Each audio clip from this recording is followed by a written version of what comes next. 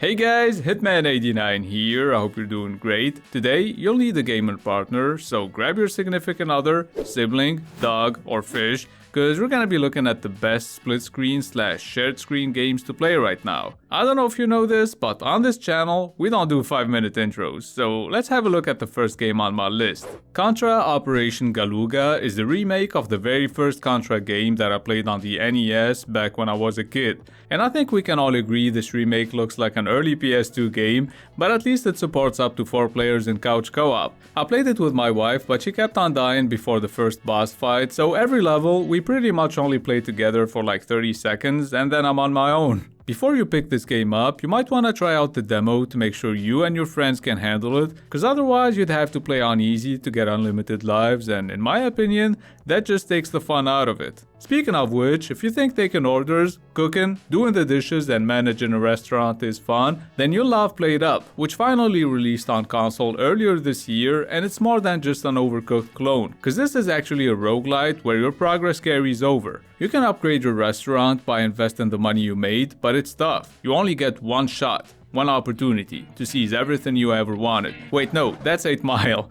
All I'm trying to say is, fail to satisfy one customer and your business gets shut down. I feel like if you play this game long enough, you'd understand why Gordon Ramsay is pissed all the time. Let's have a look at the next one. Personally, I never played the original Brothers, A Tale of Two Sons, so I was really excited to play the remake with my wife, since this one actually has co-op. And I found it beautiful, interesting, and fun, especially in the beginning when I could do some evil shit, like stealing this little girl's ball and throwing it down a well. That was by far the most enjoyable thing I did.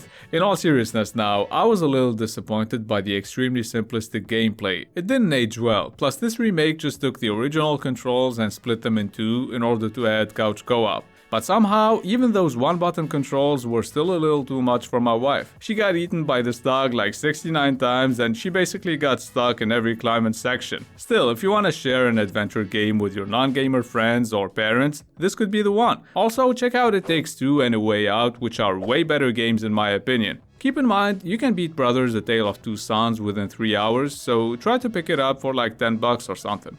Next, we have one of my favorite games of all time, Baldur's Gate 3. You can play the whole game in split screen with a friend or online with up to 3 players. Personally, I played it and beat it last year in online co-op with my brother, and a couple of days ago, we started our second playthrough. And that's something we usually never do. That's how good this game is. So this time, I made the gnome bard and I annoyed my brother by playing shitty music during dramatic fights. We also kept on pushing each other inside and outside of combat, cause that never gets old.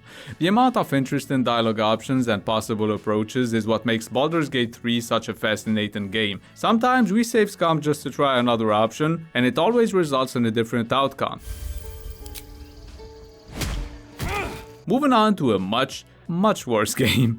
Welcome to ParadiZe is a post-apocalyptic survival zombie game where you get to turn zombies into robots and make them do all kinds of tasks. It's basically a zombie slavery simulator, so if you like the sound of that, give Welcome to ParadiZe a shot. I asked my wife to play this with me, but she was sick and she went to bed early. We ended up playing the day after, and 5 minutes in, she looked at me and said, "Oh my god, I'm glad I was sick yesterday, so I didn't have to play this garbage." Let's just move on to the next game. Trine 5 is a 2.5D game where you'll be solving puzzles and occasionally fighting a bunch of enemies. If you played any Trine game before, this one is not that different. I mean, you'd think by the 5th game they'd finally add another playable character, but nah, it's a 4-player co-op game with only 3 playable characters. I don't even have that many friends, so it doesn't really matter to me.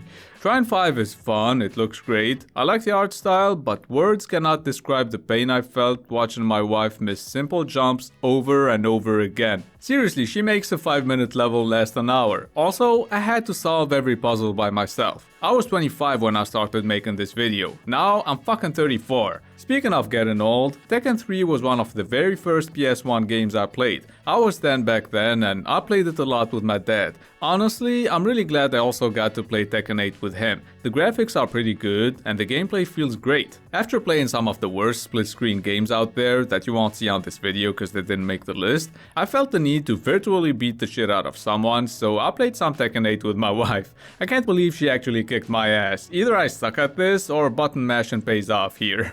Another game I played as a kid is Super Mario Brothers. And don't worry, I know most of you don't have a Switch, and neither do I. Just in case you didn't know about this, you can use an emulator to play Switch games on PC. Look into it. So throughout Super Mario Bros. Wonder, you and your friends will be transforming into all kinds of shapes and cute characters, and no matter how many of these games they make, they always seem to find a way to make them fun. Last but not least, even though I never watched any pro wrestling, I've always found WWE games hella fun. I had some 1v1 action and later on 2v2, and everyone loved it. There are plenty of game modes and wrestlers to choose from. You can even play as The Rock and Triple H back when they still had hair. Oh, and the soundtrack's got some Post Malone songs, so that's perfect. Now before you click away, let me show you a couple more games that didn't make the list but that are still worth checking out. At the time of making this video, Kyborg doesn't have a release date yet, but I played the demo, and even though it was rough around the edges, I had a lot of fun playing it, so keep an eye out for this one. Diablo 4 seems to have disappointed a lot of fans, but if you're only interested in playing it in couch co-op and you have Xbox Game Pass or you can get it for cheap, why not? Keep in mind the PC version doesn't have local co-op. Now if you feel like tossing your friends around like the worthless pieces of shit they are, try out Party Animals. It's hilarious to play and even to watch, so whenever you have some friends over, make them play this one. And that's gonna be it for the best split screen games to play right now. I picked the best games out of the ones we had in 2023 and 2024 so far, so if your favorite game isn't on this list, that's probably because it's on last year's video. Anyway, if you found a couple of new games to play, please don't forget to hit the thumbs up button and maybe subscribe if you're new to the channel. That would definitely help me out a lot, so I'd really appreciate it. It's been Hitman89, see you guys very soon. I will not stop, I am prepared to get to the top, yeah, you must be there. God, I'm like, hey.